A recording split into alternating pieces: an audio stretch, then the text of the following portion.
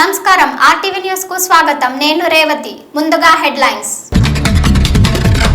IPL చరిత్రలో కొత్త record. నటుడు విజయ్ ని త్రిష ఎందుకు షాక్ కి గురి చేసిందో తెలుసా? హైదరాబాద్ విజయవాడ హైవే నేడు శంకుస్థాపన చేయనున్న గడ్కరీ. మరోసారి వర్ష సూచన. ఏపీలో భారీ వర్షాలు. ఈ రోజుటి వార్తా విశేషాలు. ఈ యువ ఆటగాడు ఐపీఎల్ లో కోల్కతా నైట్ రైడర్స్ పై 6 బంతుల్లో 6 సిక్సర్లు కొట్టి కొత్త రికార్డు సృష్టించాడు. కొత్త రికార్డు ఏమిటి? మరి ఈ నివేదిక మీ ముందు. రాజస్థాన్ రాయల్స్ కెప్టెన్ రియాన్ పరాగ్ కొత్త రికార్డు సృష్టించాడు. ఐపీఎల్ టోర్నమెంట్ లో 6 బంతుల్లో 6 సిక్సర్లు కొట్టడం ఇదే తొలిసారి. 2 ఓవర్లో పరాగ్ వరుసగా 6 సిక్సర్లు చేశారని రాశారు.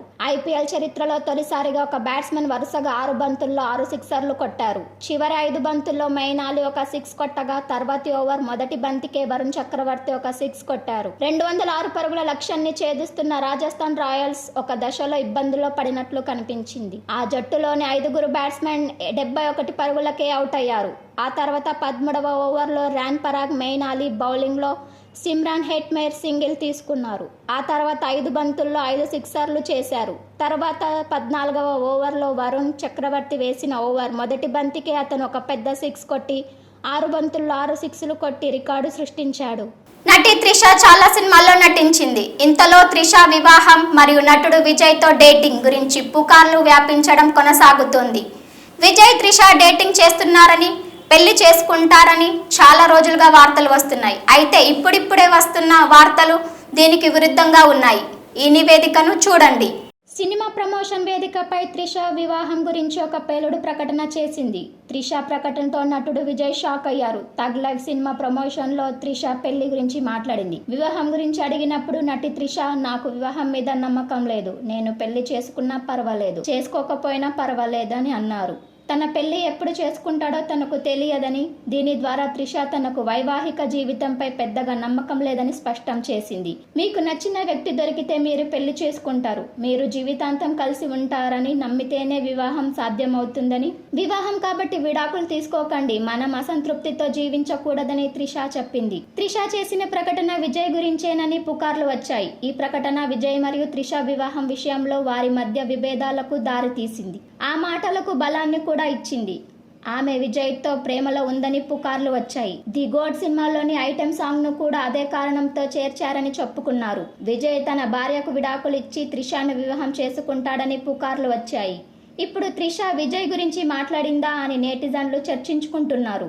హైదరాబాద్ విజయవాడ జాతీయ రహదారిపై ప్రమాదాలు అధికంగా జరిగే చౌటుప్పల్ మండలం ధర్మోజిగూడెం కుడాలిలో అండర్ పాసెస్ వంతెన. ఈ వివరాలను ఇక్కడ చూద్దాం.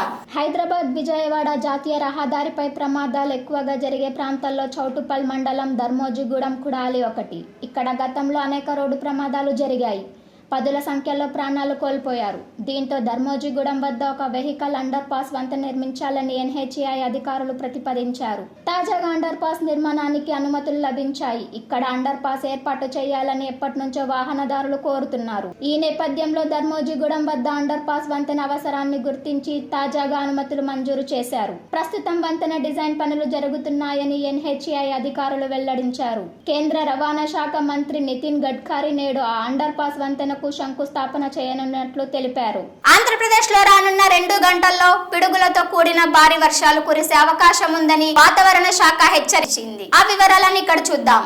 ఆంధ్రప్రదేశ్ లో వర్షాలు కురుస్తాయంటోంది వాతావరణ శాఖ. మరో 2 రోజుల వరకు భిన్నమైన వాతావరణ పరిస్థితులు కొనసాగనున్నాయి. ఇవాళ 7 గంటల నాటికి కాకినాడ జిల్లా కలుజూరులో, జోలంగిపేటలో, కొరపలో కంటే ఎక్కువ వర్షపాతం నమోదు అయ్యింది. సోమ మంగళవారాల్లో శ్రీకాకుళం, విజయనగరం, పార్వతీపురం, మాన్యం, అల్లూరి సీతారామరాజు, విశాఖపట్నం, ఎన్టీఆర్, గుంటూరు, బాపట్ల, పల్నాడు, ప్రకాశం జిల్లాలో అక్కడక్కడ పిడుగులతో కూడిన భారీ వర్షాలు.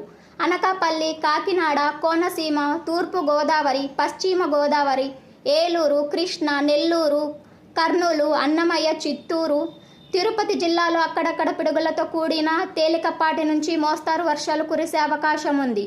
మరోవైపు రానున్న 2 రోజుల కొన్ని చోట్ల ఉష్ణోగ్రతలు మధ్య రికార్డు అయ్యే అవకాశం ఉంది. ఆదివారం నంద్యాల జిల్లా గోనవరంలో 42.7 డిగ్రీలు, నెల్లూరు జిల్లా సోమశిలలో 42.5 డిగ్రీల సెల్సియస్ అధిక ఉష్ణోగ్రతలు నమోదయ్యాయి. విపత్తుల నిర్వహణ సంస్థ మేనేజింగ్ డైరెక్టర్ రోనంకి కుర్మనాథ్ తెలిపారు. అలాగే వ్యవసాయ శాఖ మంత్రి అచ్చెన్నాయుడు రైతులు అప్రమత్తంగా ఉండాలని సూచించారు. ఇంతటితో వార్తా విశేషాలు సంయుక్తం.